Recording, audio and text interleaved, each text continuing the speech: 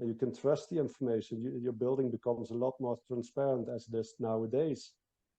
And we think real estate investment is about managing risks and look very far ahead in the future. If you have some certified information in your repository that somebody who's going to assess those risks can rely on, compared with, again, a second-hand car, if you have this maintenance book that is very well administered, every mileage, every maintenance precise documented, or that it's very difficult to find out what is the S3.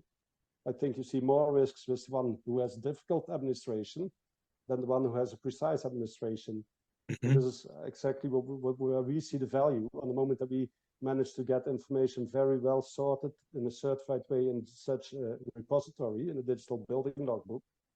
That I think it not only creates more transparency, gives it better value for the building, but also for organizing maintenance. If you have historic information about maintenance, about the performance of a building, it's easier to find malfunctions. You can better locate where malfunctions take place.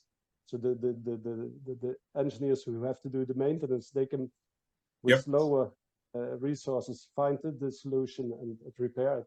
There's a lot of benefits.